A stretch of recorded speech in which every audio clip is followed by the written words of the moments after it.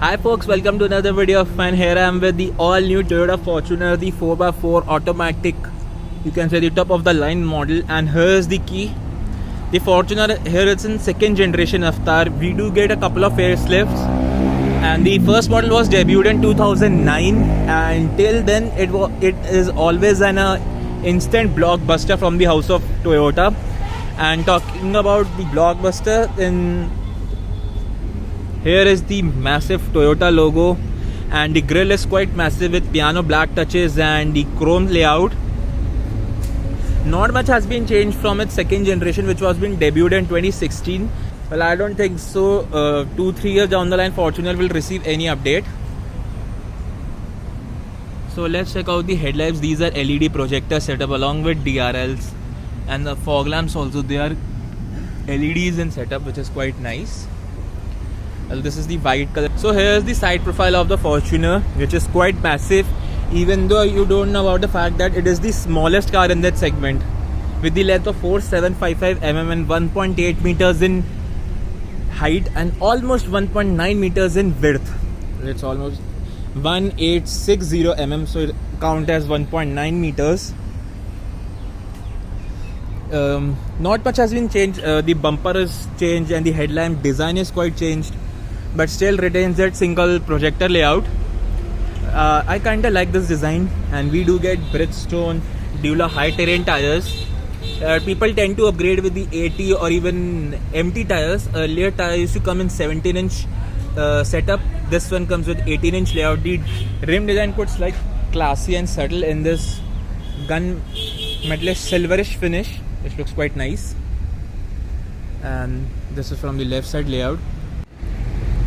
So change of position, and talking about the ground clearance, is the least in its segment at around 190 mm, but it hampers because of the footboard, which we absolutely needed to getting in and out in a smooth manner. This one is the standard Fortuner, so we do get two more interior option in this black one and the Chamo one. I kind of like the Chamo one with the black color. It looks absolutely sick. And here's the badging of Sigma 4 that Toyota used to call for the 4-wheel drive systems. And the tail lamps also quite revised, the Fortuner badging. When there's a passion of to upgrade their cars in a new model, so you can do in this as well. But not much in terms of equipment which has offered. It's absolutely vital, which this car has been included. If I talk about the ventilated seats and the much needed better infotainment system. So here's the tailgate layout with the power tailgate function. In this model we don't include the feature of kick tailgate, but that is completely fine to me. You can use this button as well. The space is quite lack in this model. Since it's a 7-seat layout, you can stuff a couple of duffel bags, or perhaps big or 2 suitcases as well. But if you fold this seat, it's quite easy. You need to just pull, and just you need to hook on this. The convenience of the powered folding seat in Endeavour is lacking, obviously, but this is also quite convenient to operate. I won't jump in the 7-seat, but I know it's quite cramped for me. But for the safety of middle passenger, here we do include the feature of seat belt for the rear center passenger from here, so which is retractable, and that shows Toyota is quite concerned about the safety of their customers. So let's close the tailgate. The speed is quite slow, I must say, but it's quite convenient to operate. And as you can see, here's the spare tire along with the chassis. Here we do get axles to connect the 2 wheels for the rear wheel drive layout. And the tire size is quite massive, as you can see. And we do get mud flaps. When it comes to Fortuner, no one can beat its road presence, even though it's the smallest car in its segment. But this car absolutely nails it. When it comes to on-right drama and all-right, you get in-your-face attitude, Fortuner is the best. So this one was equipped with the black seats layout.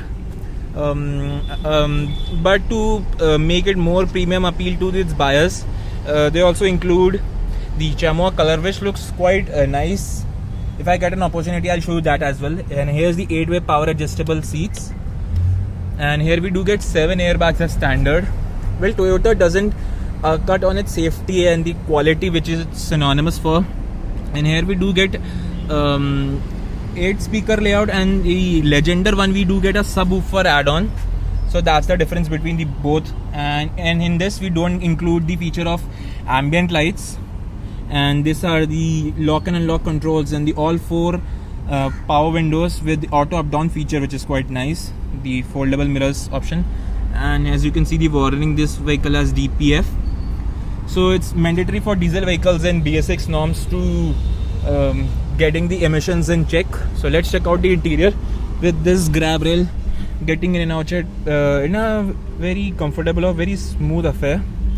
And here is the steering. Not much has been changed from the interior. The layout is quite similar from the previous model. If I talk about the late 2016 models, this is the main change, the infotainment system. This is the 8-inch unit. Earlier used to get the 7-inch one, which was quite rubbish in my opinion. We don't include the Apple CarPlay and Android Auto in that model, but in this one it does. And let's check out the instrument cluster. This is in a blue shade.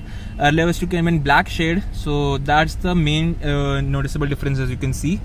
In the steering wheel, it's exactly similar to the older one. Earlier used to get brownish wood finish, but in this one it's black, which is quite nice. The buttons are similar along with some paddle shifters. Let's close the door.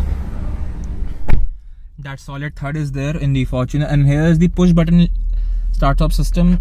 And in this we include the cup holders, which is quite nice and quite handy in my opinion. So let's turn on this car. That solid roar is there. And here is the instrument and infotainment system layout, and you get the Toyota badging, and you used to get the Fortuner as well. And in this MID, it's a 4.2-inch unit, similar to the older one, but there are some noticeable difference. As you can see, the first, digital speed is not included in earlier, but the fuel efficiency range, the DTE, distance to empty, the time, the eco indicator, get eco score as well. Me as a car tester and a bike tester, I'm sure I won't fail this. And this is the feature which I quite liked about this. So this is the steering wheel direction. As see, you need to be a little bit watchful in this. So this is quite handy in off-roading conditions. So I take her for a little bit on a spin, a little bit bad roads. So do stay tuned till the end to see. And this is the wiper stalks and light stalks. This was automatic lights control and automatic wipers as well. And here is the feature of DEF. We'll check out the hood as well. The massive 2.8 liter diesel engine, and we do get the option of 2.7 liter petrol as well. I don't know why that car has been in sales since nobody's buying that. And I think so Toyota has been selling around 1,000-2,000 cars till date as well. I'm not sure about that, but the diesel is the go for. And of course in international markets, petrol cars are known in the dune bashing in Middle East. So this is the home layout, and the infotainment system layout is quite easy to use. These touch is quite slick. We do have Apple CarPlay, Android Auto, and here are the AC controls. The AC is quite powerful, and this was the feature which I was talking about, the ventilated seats. It is absolutely a blessing in disguise in these weather conditions. And here are the cup holders with some neatly tucked panels, so that it does look good. And this is the I don't know why people don't like this kind of gear shifter, but I certainly do like it. This is the old school one. See, R, N and D, and we do get S mode as well to Tiptronic, and you can use paddle shifters as well. So let's check out the rear view camera. The legibility is quite nice with steering guidelines as well, so which is quite impressive. but this one lacks the 360-degree camera. But this car does have front parking sensors, and we do have 3 modes: Eco, Normal and Sport. This is for traction control off. This is for the differential lock, and this is for auto start stop function. This is for traction control off. And this is the center storage, which is quite nice and quite handy. So this was the major differences between the older Fortuner and the new Fortuner. So we'll hop on in the rear seat space as well. So let's check out that as well. But before that, I forgot to show you this. This is the button for Hill Start Assist, and this is the button for 4-wheel drive. I'll show you how it operates. So this is the 4-wheel drive high 2, which is it's operating in rear wheel drive. So let's switch it in 4-wheel drive high. So this is mainly suitable for the tricky of for the trails and all. And if we engage in this, the 4-wheel drive low, this gonna ensure we do get absolute traction and absolutely grip for the trails. And we switch it back to 4-wheel drive, 2-wheel drive. Yes, it's in 2-wheel drive now. And let's check out the rear seat space as well. So getting in and out was not at all an issue in the Fortuner. And let's check out the rear seat space as well. And we do get the wheelbase of 2745 mm, which is quite impressive. So what's the wheelbase stands for? The difference between the length between wheel to wheel. So that's what we call wheelbase. And here we do get the ladder frame chassis, and in front suspension we get coilovers, and rear we do get multi-link suspension, and with all 4 disc brakes, which is quite impressive. So this is the in 8-seater layout. We don't get Fortuner in captain seats, but Innova does. And so let's hop on into the so we don't get any handles and all. So we can hop on like this. So I kept the seat all the way behind. As you can see, I have certain amount of space now. Now I'm getting much more comfortable than before. And for hook for luggage and stuff, you can use this hook. It will be a really handy option. And here we do get some 12-volt socket, but I wish USB socket also included. That would be a really nice option. And the LED lamps, and here as well. And here is the option of turning on the rear AC controls. Unfortunately, Fortuner never equipped with sunroof, so this was not different. And the air quality, the airspeed is quite nice. It keeps the cabin cool in pretty much no time. For much more convenience, we do get the adjustable seat belts. So I'll show you the headspace as well. Well, I know it's quite hot today, so let's see the headspace. It's quite nice. You can sit pretty much in a comfortable position for all day long, and this much recline I have got, as you can see. So this can be adjustable. You can move the seat ahead and behind, but the rear seat occupants will have a task for it. So this much comfort I have got. I am pretty much comfortable. I can sit in this seats for all day long. And let's check out all the other features in this car. So this car is based on its Helix chassis, which is quite rugged, and it's been duting in almost 2 to 3 cars, starting from this, the Innova, and of course the Helix, and many more in the global markets. I think Toyota is going to launch the Helix in Indian market. I'm not sure when, but all the 3 cars will be on the same platform. The platform is quite rigid. It's known for its off-roading capabilities, and it's been dune bashing in Sahara deserts as well. And it's the younger brother of Land Cruiser, and has been synonymous for off-roading, and has been ruling Dakar for many years. Those who don't know about Dakar, is the Paris to Dakar rally, starting from Paris, France to Dakar, Senegal. So that's, I think, a 3,000 kilometer race, endurance race, I can say. So that means much of a reliability required to win that race, and we are talking about a Toyota. It's pretty much a reliable car, best in business if our reliability is concerned. And the overall service cost is also quite cheap. I think 5,000-6,000 max is the service cost on our average, or every 10,000 kilometers, as I have been told. So this was pretty much it from my side of the Toyota Fortuner, the 2021 one, the top of the line model. And unfortunately I don't have the Legender to show you, so I'm gonna show you the differences between both the cars, so that you can get an idea of to get this car or the Legender. So in short, I'm gonna tell you about the Legender. If you're in the market for a 4x4 car, go for this one. You don't need to see the Legender as well, because it's available in 4x2 automatic only. But here we do get various amount of options, starting from 2.7 liter petrol engine to 2.8 liter diesel engine, and with the 4x2 and 4x4 with the manual as well as the automatic. So total we do get 7 variants for the Toyota Fortuner.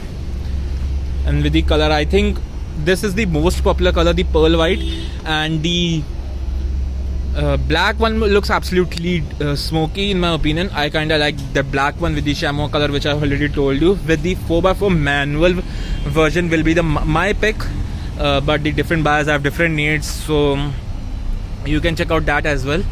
So I will put you the contact details of the Toyota showroom, the Castle Toyota, in the end, so that you can go and get this one and have a feel of it. And these are the sequential turn indicators for the Fortuner. So earlier it used to be in the headlamps, but now it's been shifted to here. So prices will be in description box below. It's around 37 lakhs ex showroom, 37.4 lakhs approx. I'll mention the exact ex showroom details of this car, and let's take a for a drive. So folks, let's take her for a spin. So for the first time ever in my channel, I'll take her for a little bit of a rough patch. So let's see. Let's start the engine with the solid roar. So which the variant which I'm driving is the automatic 4x4 variant, and the Fortuner natural home is this kind of a terrain. Well, this is not a proper hardcore off-roading track which we can test out its fully capacity or a potential, but for an overview or to perhaps make an idea how Fortuner drives on these kind of rough patches or a little bit of off-road. First and foremost thing which I would like to talk about is I kind of love how Fortuner drives on the smooth roads as well as on the highway, and on rough patches the water wading capacity is also quite nice, with the excellent approach, departure and breakover angle. You can extract the best out of it if I talk about off-road. This one doesn't have the feature of like off-road cruise control. The crawl control is similarly equipped in a Land Cruiser, but that's more of a high-tech gizmo. But when it comes to it, action, the off-roading trails are way more smoother than this one. The maneuverability is also quite nice. We can see how much exact steering is positioned, along with some front parking sensors. We can have certain amount of idea to justify the obstacle. So I've put her in the steering, the option one, which includes the directions of these wheels. So it's quite handy. There's certain amount of body roll which we can expect on a body on frame ladder chassis, but on and all on the off-roading, not much has been creeping. The NVH levels are quite decent. The camera is also quite shaky when I'm taking us on off-road, but we will test out her in a smooth terrain as well. But the Fortuners, mainly buyers are keeping her on the smooth tarmac rather than on the off-road one. But the people who are taking her off-road are absolutely loving it. With the shift on 4x4 system, engaging in 4-wheel drive high and 4-wheel drive low is quite a breeze. So let's see. I'll switch her in 4-wheel drive high.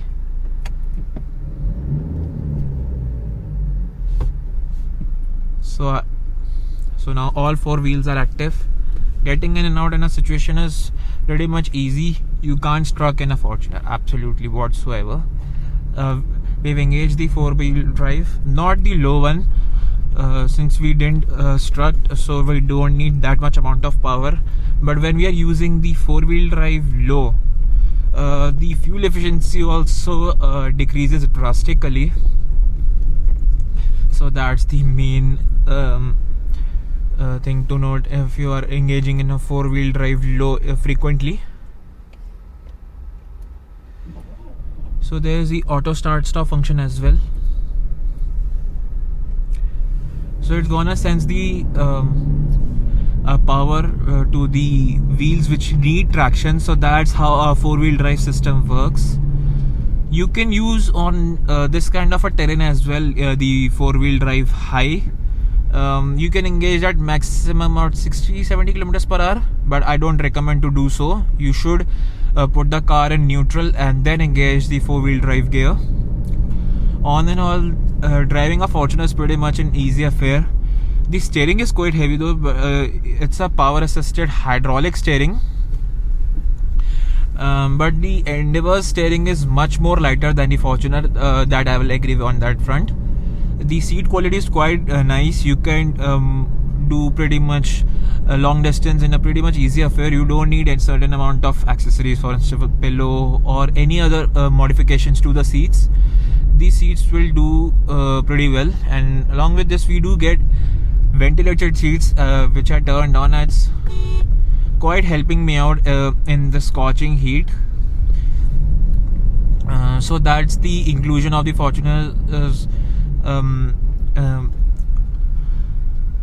So that's the inclusion in 2021 Fortuner, the ventilated seats. On this type of a ramp, it's not an issue to climb up. If you find it difficulties, then you can obviously engage in 4-wheel drive high, and the Fortuner will climb automatically without any hassles or any hiccups. The on-around visibility is quite nice. We do get certain amount of power at 2000 RPM plus. Below 2000 RPM there's not much of a power, but after the past 2000 RPM this car shines absolutely well. With the added 27 Nm of torque and 24 bhp of power approx, the Fortuner is power is much more noticeable than the earlier one. The weight has been increased. The weight is almost similar. Well, not much has been changed from last 2016, but this is, you can say, much of a refresh than a proper generation update. The horn is also quite meek, but the Toyotas is using this horn from quite a while now. Talking about its ride quality, I kinda like Fortuner's ride quality. It's on the stiffer side, and the brakes are also quite sharp. We do feature all 4 disc brakes. As you can see, the getting in a potholes or in a bad roads, Fortuner won't disappoint you. And talking about its ride quality, even though it's a little bit on the harsh side or on a little stiffer side, but in an off-roading car we do need a stiffer suspension. If we kept a softer suspension in it, the ride quality in the city will or on a slower seats will be better, but not in the highway speeds. Even though it's a body on frame car, then also the ride will be a bouncier side. So that's the reason why Fortuner is having a stiffer suspension setup. And talking about its braking setup, as I've earlier told you, this car equips with all 4 disc brakes. The brakes are stupendously good. The Endeavour's brakes are all good. I can say they are much at par. Okay, there's certain amount of body roll which you can expect on a body on frame car. That's natural. We can't do much in that front. But obviously the Innova is much more comfortable than a Fortuner. But the Fortuner customer is the one who loves to go to the distance and in a off-roading way. So that's the purpose of Fortuner.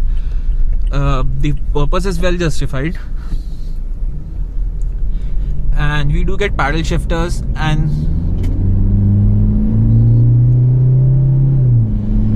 there's certain amount of lag at the flat spot past 3750 rpm, but after 4000 rpm it automatically shifts, no matter you are in manual mode, no matter you are in sport mode. It's gonna change. Right now I'm driving in eco mode, so the power delivery is quite linear, and we do notice the jump in the feel, you can say, in the sport mode. For highway conditions, you leave it in eco mode and enjoy the drive. Lane changing is pretty much an easy affair, and we do get the turning radius of 5.85 meters, which is not that wide though for a behemoth of an SUV, and it can be used as a perfect city car as well, in my opinion. But the parking is a little bit of a tricky task, because this car doesn't feature the semi-auto park assist or 360 degree camera for perhaps.